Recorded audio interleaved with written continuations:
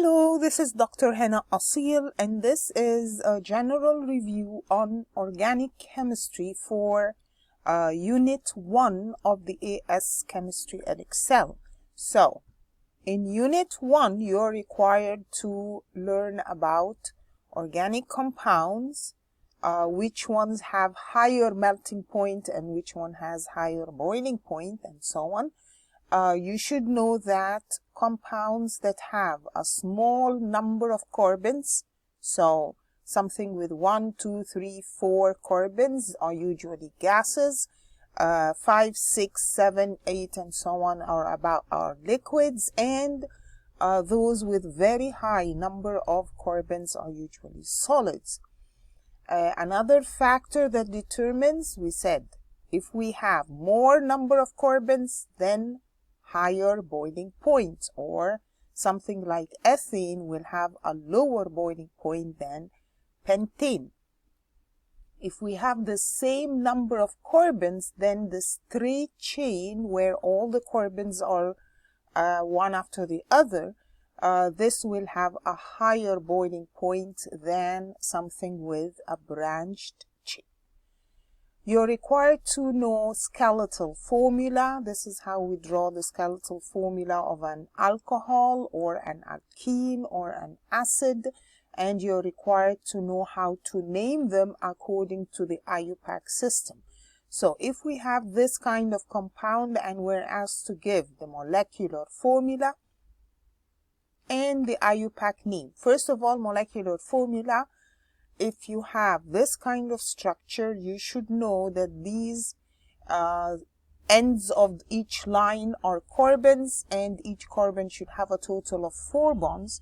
So if it does not have 4 bonds, that means the rest of the 4 bonds go to hydrogens. So this would be the structural formula. This would be the structural formula of this compound. Now, what would be the molecular formula? That is the total number of carbons and total number of hydrogens. Now, if we name it, we're supposed to start numbering from the side that gives a smaller number. So we have 1, 2, 3, 4, 5. These are the carbons that are running after each other. So this is something that has a total of 5 carbons as a chain, and then everything else is branch. So each of these is actually a methyl group, CH3. So this means that the name of this compound would be, I have 2 methyl groups on carbon number 2 and one of them on carbon number 4. So this is 2, 2, 4 trimethyl, because I have 3 of them, and this is pentane. Again, if we say what is the IUPAC name of this alkane, again, I need to choose the longest chain. Where do I go one after the other until I get the highest number? So this is actually a chain that has 8 carbons. Everything else is branch. So we need to name this. Now, this has... Where did we start naming? We started naming from the side that has that gives the lowest number. So when I name from the right going to the end of the chain, then I have a methyl group on carbon number 3, another one on carbon number 4, and another one on carbon number 6. If I name from the left, you will find that you will have numbers that are bigger than that. So this is how I have to name it. I have 3 methyl groups, so that is trimethyl octane. What are isomers? You should remember that isomers are compounds that have the same molecular formula but different displayed formula or different structures. So we could have chain isomers. For example, if I want to draw isomers of propanol, I can put the OH either on one end, and when it is on one end from the right or one end from the left, that's the same. So this is propane 1-ol, or I can put the OH in the middle, so that is propane 2-ol. Or if we're talking about an alkene, then the isomers would have the double bond in different positions. So either it's on one end, so that is but1-ene, or in the middle, so that is but2-ene. If we're writing isomers of an alkane, we said alkanes don't have a specific functional group like OH or double bond. So what we do is we rearrange the carbons themselves. So either, if I'm drawing isomers of butane, either the 4 carbons are all after each other, or I have a chain that has 3 carbons so that the 4th is a branch. If I'm writing isomers of pentane, either all the 5 carbons are one after the other, or one of them is a branch so that the main chain is a 4 carbon chain, or I put 3 in a main chain and I have 2 of the other carbons as branch. Okay, another kind of isomer is the geometrical isomers, which are for something that has a double bond. So alkenes can have geometrical isomers if we have a double bond and each of the carbons of the double bond is attached to 2 different groups. So we must have each of the carbon of the double bond attached to 2 different groups. Now in that case, the 2 different groups on both sides can be on the same side of the double bond, or they can be opposite to each other on the double bond. So this is the fact that we have these are two different isomers is due to restricted rotation around the double bond.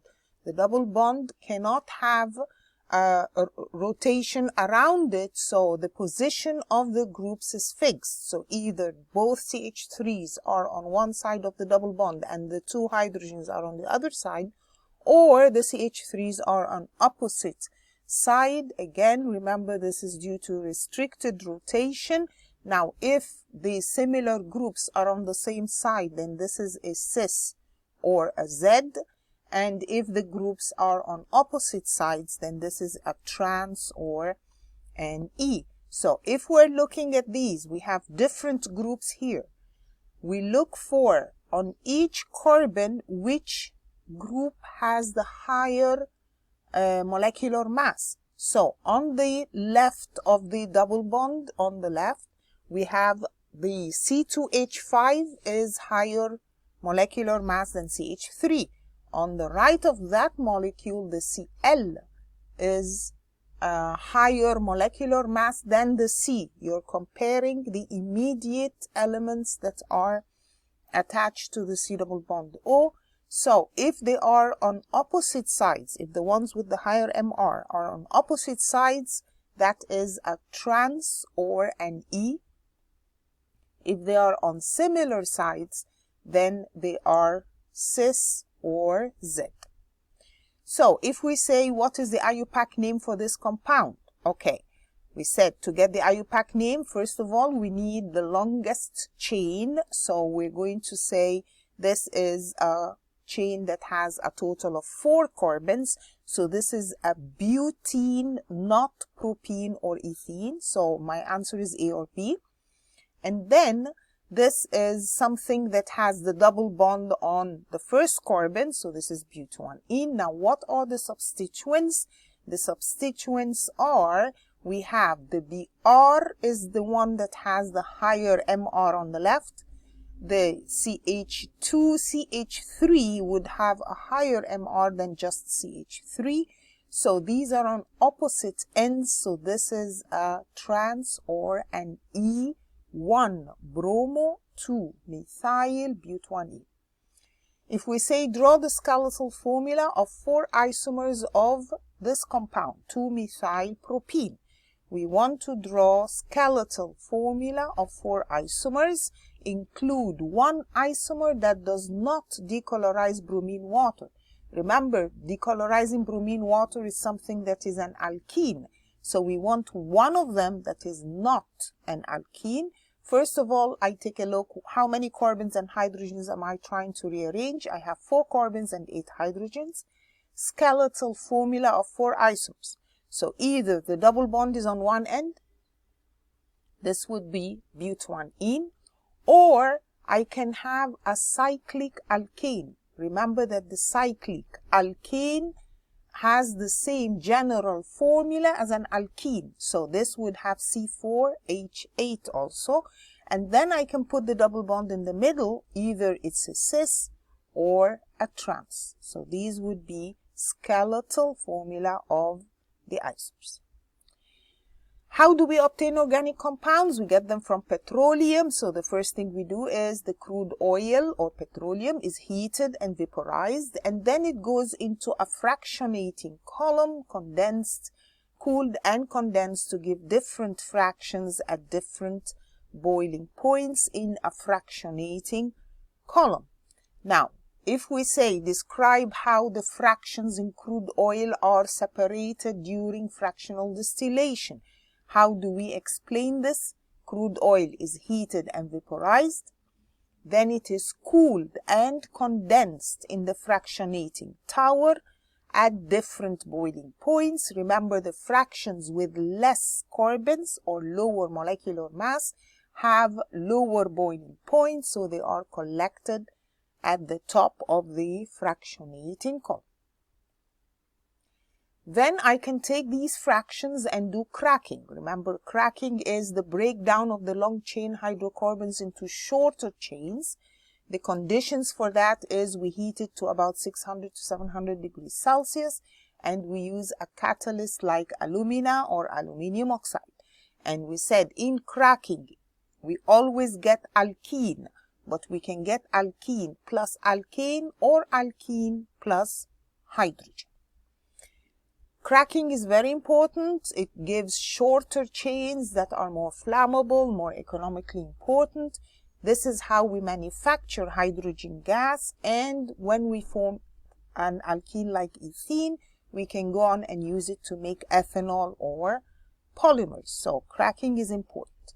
Then another process that we can do is reforming or reformation. This is when we change these straight chain hydrocarbons into cyclic or branched chains. So the branched chain alkanes burn more efficiently, so it is an advantage of doing reforming. We know that alkanes are saturated hydrocarbons. They have only single bonds between the carbons, and their general formula is CnH2n plus 2. A reaction of alkanes and alkenes, remember this applies to alkanes and alkenes, is combustion or burning in excess oxygen. It gives carbon dioxide plus water, and in incomplete combustion or lack of oxygen, we have carbon monoxide plus water, and carbon monoxide is not a good thing to have because it is poisonous. So when we burn alkane fuels, what is the disadvantage? We said it gives carbon monoxide, which is toxic. It also produces oxides of nitrogen and sulfur dioxide, and these cause acid rain. And it can bring out pieces of carbon or soot, and this irritates the respiratory system, and it gives out unburned hydrocarbons. So if we say which of these atmospheric pollutants is not emitted during the combustion of alkane fuels, well, we said combustion of alkanes will give what? It will give carbon dioxide, it will give water, it will give nitrogen dioxide, it will give sulfur dioxide, it will give unburnt hydrocarbons like octane, but it will not give ammonia. Okay, so as alternatives to fossil fuels, we use biofuel. Biofuel is fuel that is obtained from plants or animals.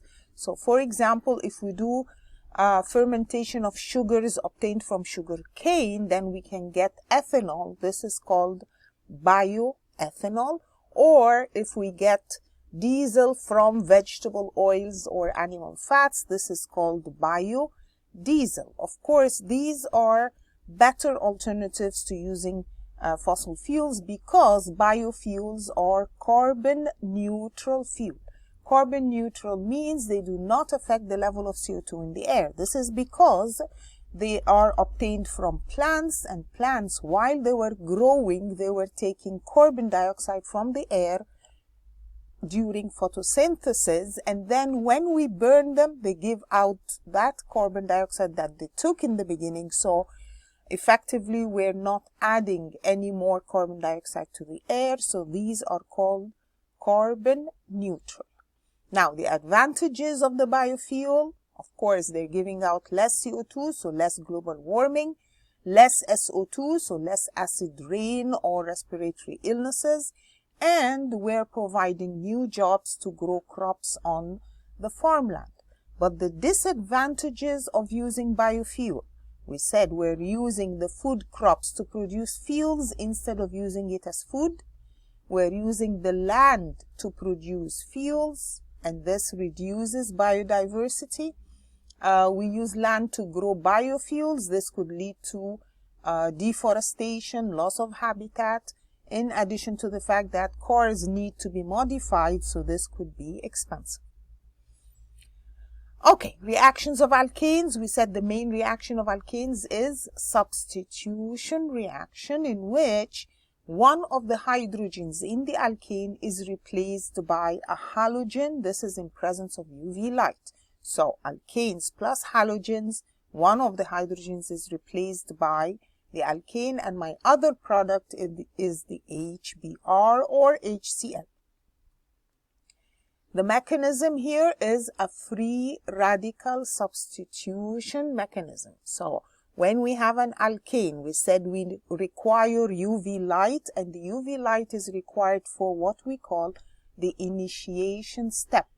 In the initiation step, the bond between the Cl2s breaks, and we call this homolytic fission, in which each of the electrons goes to one of the chlorines. So this forms two chlorine-free radicals. When we have an extra electron on each chlorine, this is called the free radical, and the free radical is a very reactive species. It goes into what we call propagation steps, in which this chlorine-free radical breaks off one of the hydrogens in the methane to give HCl, and I'm left with a methyl radical. The methyl radical then breaks up another chlorine molecule to give chlorine radical, and this continues to go on as a chain reaction until two free radicals join together. In that case, we are in a termination step. So when two methyl radicals or two chlorine radicals or a methyl and a chlorine radical join, then this final product stops the reaction. So if the question says octane reacts with bromine in presence of UV radiation, what is the role of the ultraviolet radiation? We said we need ultraviolet radiation to do what? To break the Br-Br bond to form two bromine radicals. Which of these occurs in a propagation step? Remember, these were the steps again. Initiation is a homolytic fission to give two chlorine radicals. Propagation is when the chlorine radical breaks off one of the hydrogens to form a methyl radical, and then the methyl radical breaks up the chlorine to give a chlorine radical. Which of these occurs in a propagation step? So B is something that could occur in a propagation step. The others will not. So we have two types of bond fission. Bond fission means bond breaking. Now, how do bonds break? Either they break heterolytically, in which both electrons go to one of the atoms, so this results in positive and negative ions. Now, the negative ions can then go on and act as a nucleophile, in which they attack something that is lacking an electron, and the positive ions act as an electrophile that can accept electrons, for example, from a double bond. Nucleophiles are, this is definition, electron-rich species that attack an electron deficient carbon by donating an electron pair. So Br minus, for example, can act as a nucleophile. It has a lone pair of electrons. This can be used to attack a slightly positive carbon. Electrophiles are species that can act as an acceptor of a pair of electrons. This happens with reactions of double bonds. Homolytic fission is where each electron goes to one of the atoms. This results in the formation of free radicals. A free radical is a very highly reactive species with an unpaired electron. Please note the definitions. So a Cl free radical has an one unpaired electron. So if the question says heterolytic fission produces what? Again, which one is homolytic and which one is heterolytic? We said homolytic gives free radicals, in which each electron goes to one of them. Heterolytic is when we have both electrons going to one of the atoms. This gives positive and negative ions. So heterolytic fission produces what? It produces ions only. Alkenes, unsaturated, have double bond, general formula CnH2n, and they're more reactive than alkanes due to the presence of a pi bond. Now, you should know that a double bond is actually made up of two types of bonds, a sigma bond and a pi bond. The sigma bond is formed when we have s orbitals overlapping with s orbitals, or s and p. This gives single covalent bonds. So each single covalent bond is made up of one sigma bond. Now, a pi bond is formed when p orbitals overlap, and remember that the p orbitals are dumbbell shaped, so they have a cloud above and a cloud below. So both these clouds up and down form the pi bond, and the pi bond is present in a double covalent bond. So when we have carbons having double covalent bond, each double covalent bond is actually made up of one sigma and one pi bond.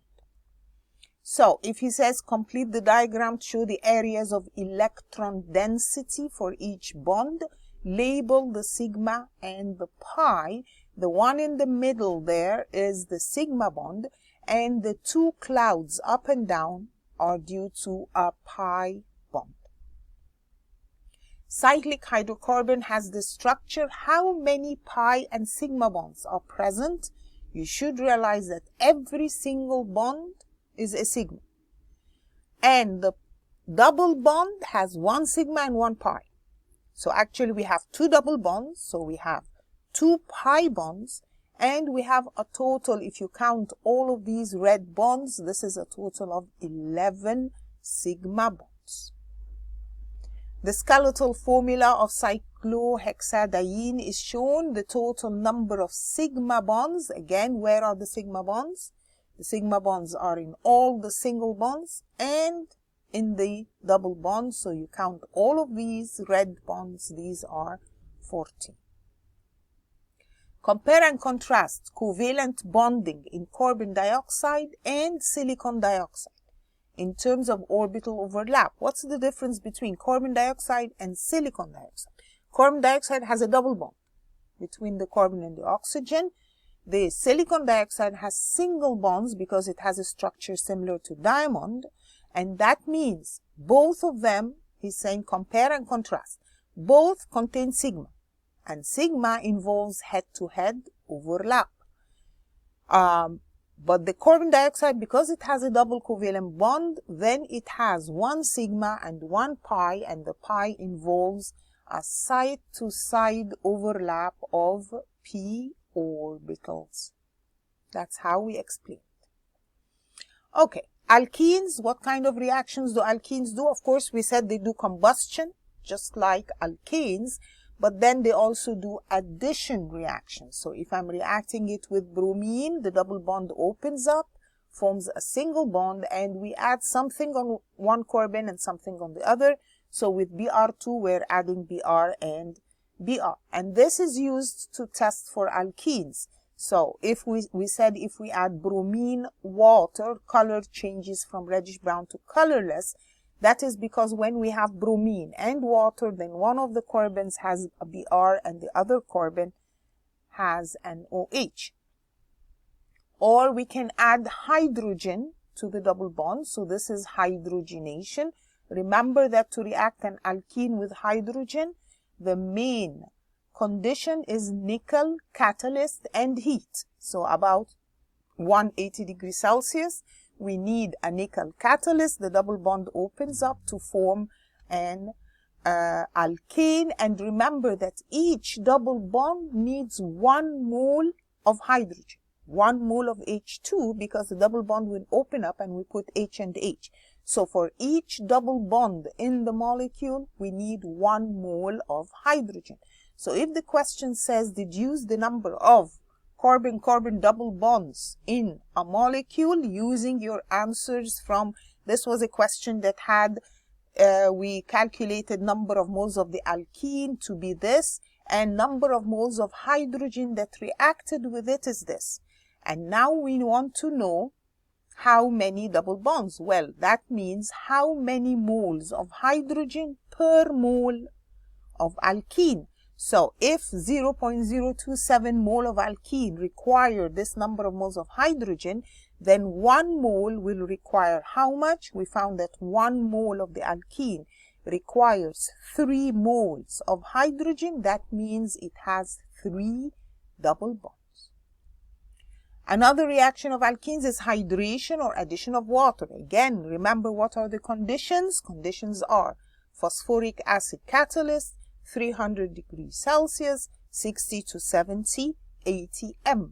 And when we react an alkene with water or steam, actually, because this is water at 300 degrees Celsius, so we say we react it with steam, the double bond opens up and we put H and OH, so we form an alcohol.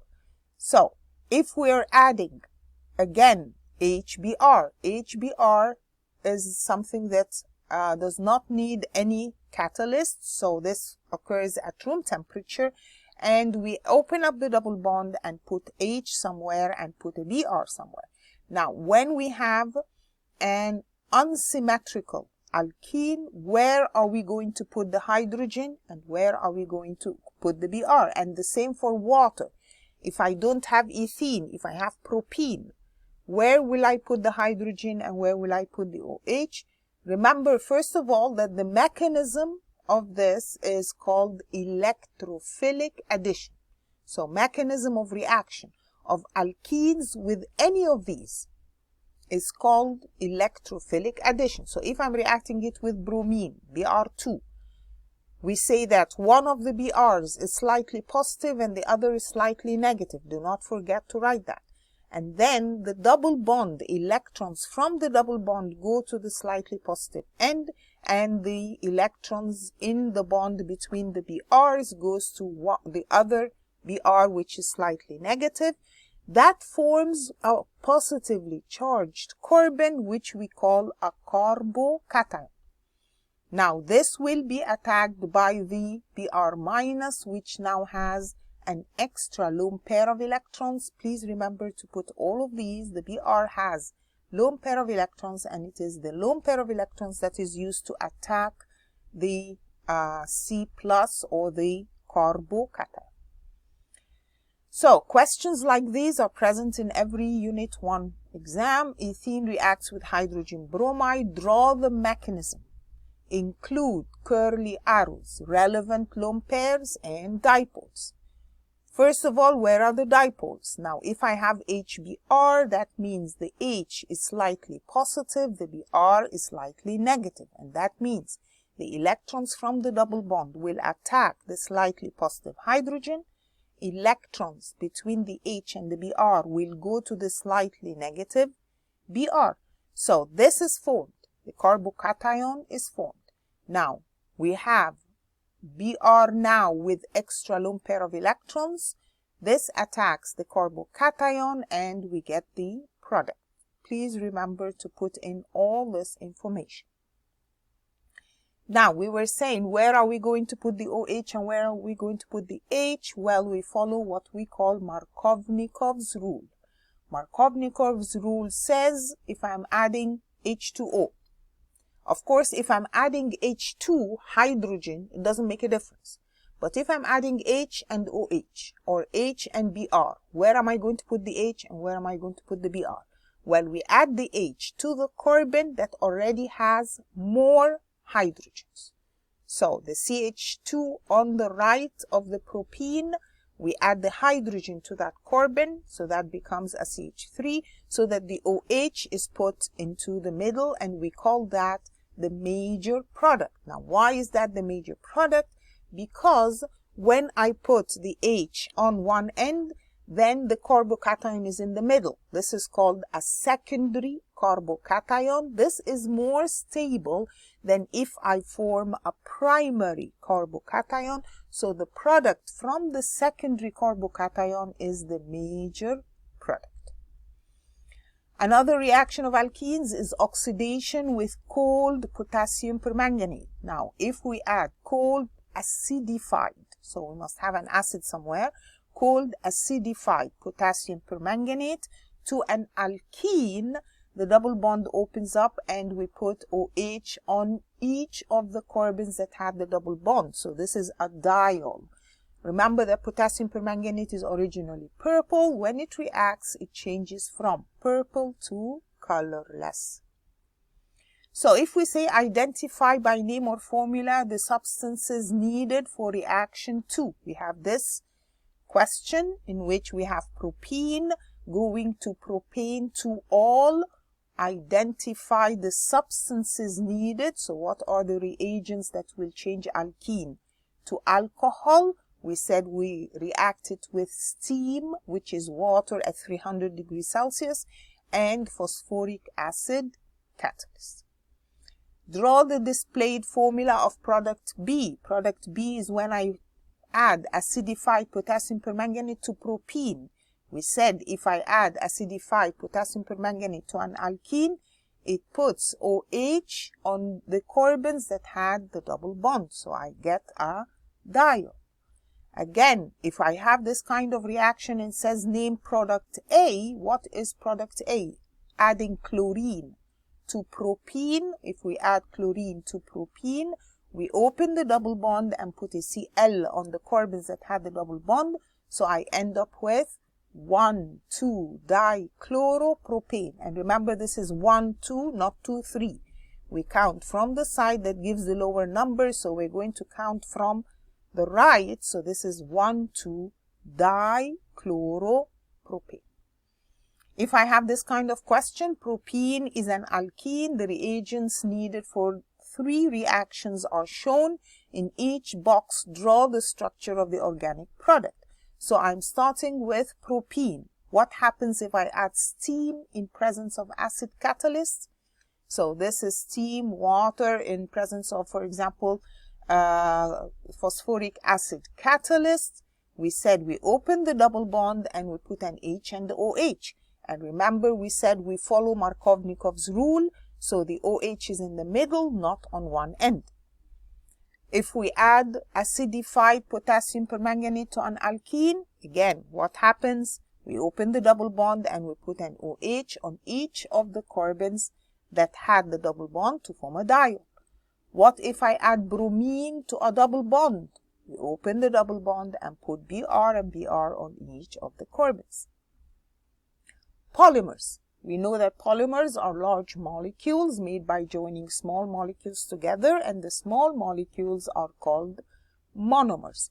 So, what are the problems of the use of polymers? Remember, polymers are basically the plastics that we use. So, they are usually non-biodegradable, so they accumulate in dump sites. Remember, non-biodegradable means they are not broken down by bacteria, so they just stay there for years and accumulate in dump sites. If we decide to burn them, they release toxic gases. So these are the disadvantages of using polymers.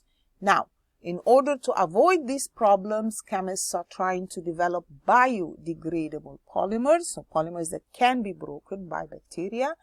And we try to remove the toxic waste when burning the polymers. Remember, burning is the same as incineration of polymers. So if the question says incinerators used to dispose of polymer waste have a system to remove waste gases, suggest why these systems contain solid calcium hydroxide and why it is finely powdered. Of course, solid calcium hydroxide, you should know, is a base. And most of the gases that come out from burning of polymers are acidic gases. So the calcium hydroxide is basic. It neutralizes acidic waste gases such as sulfur dioxide and oxides of nitrogen and carbon dioxide. And we say, why is it in the form of finely powdered solid? Because the fine powder has larger surface area for faster reaction. If the question says, state one advantage and one disadvantage of using incineration for the disposal of polymers. So we want advantage or disadvantage of burning the polymers.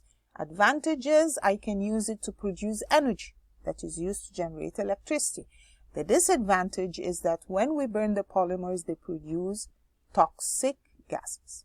So just two advantages of incineration. Again, incineration over landfills. So instead of throwing them in landfills, we burn them. Why is that better? Well, less land is needed. It can be used to generate electricity. It can be used to eliminate harmful bacteria, or we can use it to get rid of polymers because they are non-biodegradable.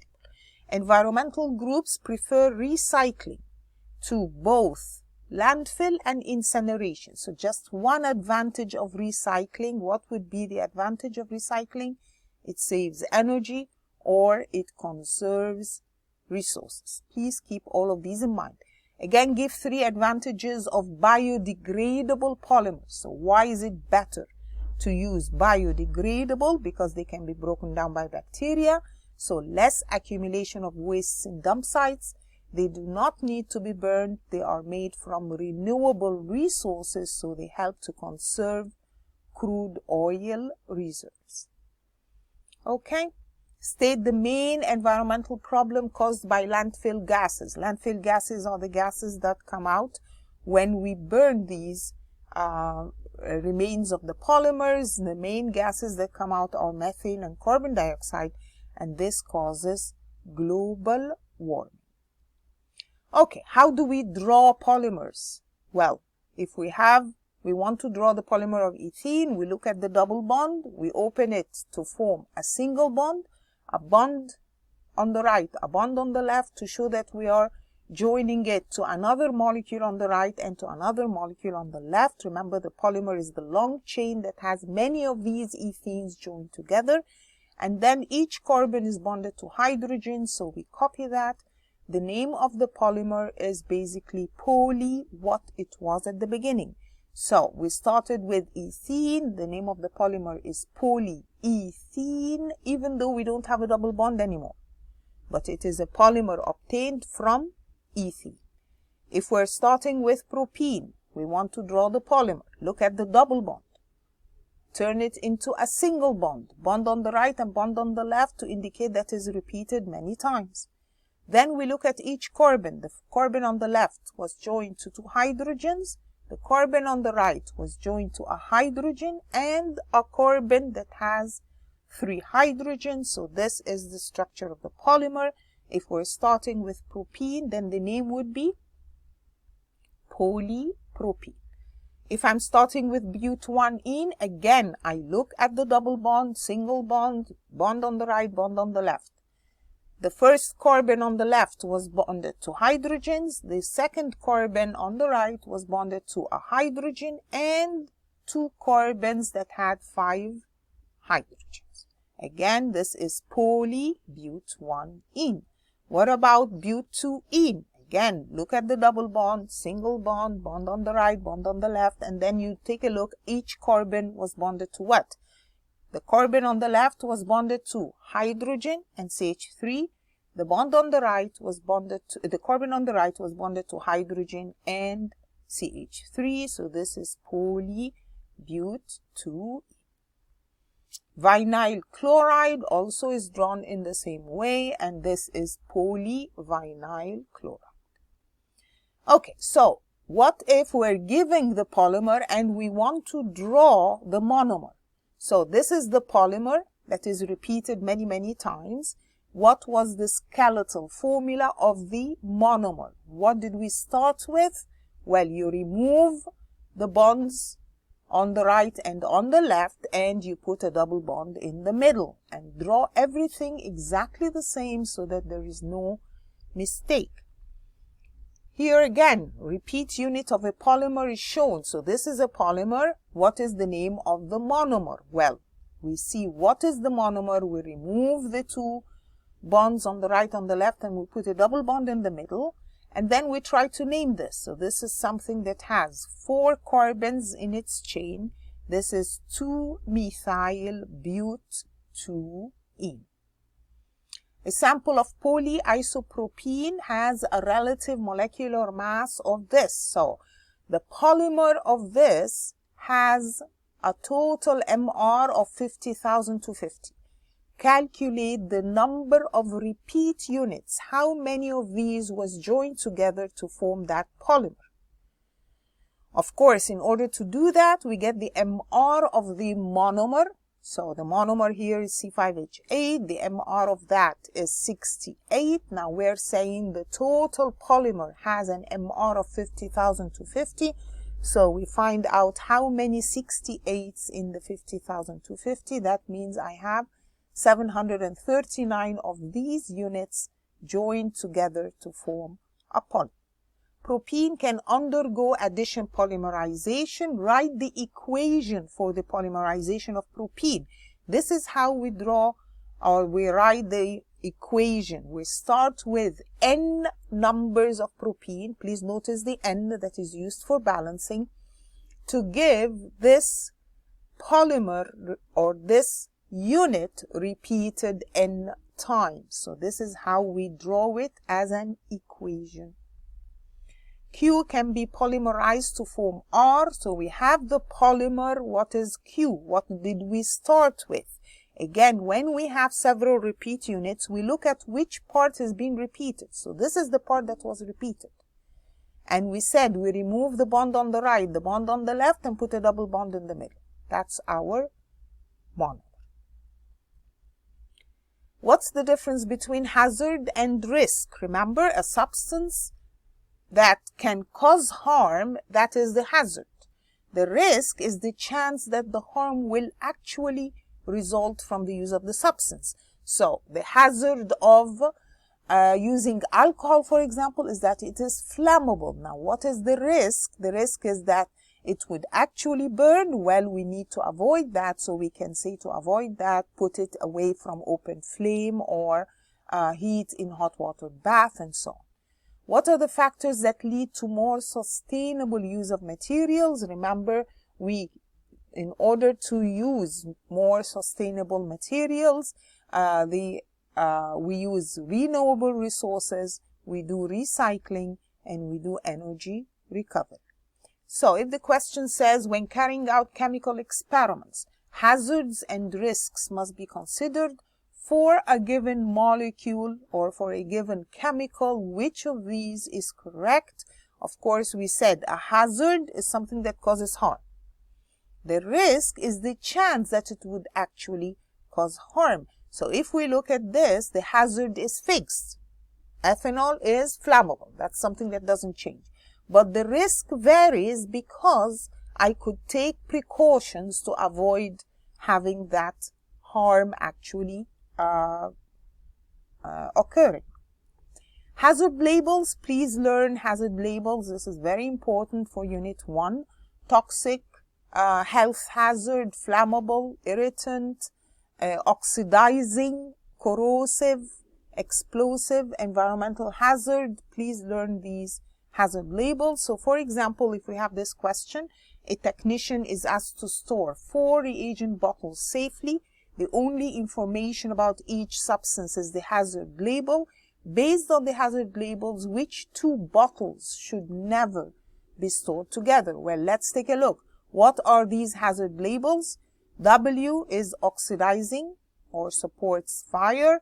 X means flammable. This is corrosive. This is toxic. So which I cannot put together are the ones that are oxidizing, supports fire, and flammable. So both of them would be dangerous to have together. If we say prop 2-in-1-all is flammable, toxic, and environmental hazard. So which hazard symbols should be shown? Well, this is the sign for flammable, this is the sign for toxic, this is the sign for environmental hazard. If one of the choices here is this, but this is oxidizing and health hazard, so the ones that have flammable, toxic, and environmental hazard is A. Okay, and that's the end of this review of Unit 1. Thank you for listening, and I hope this is useful to you. Thank you.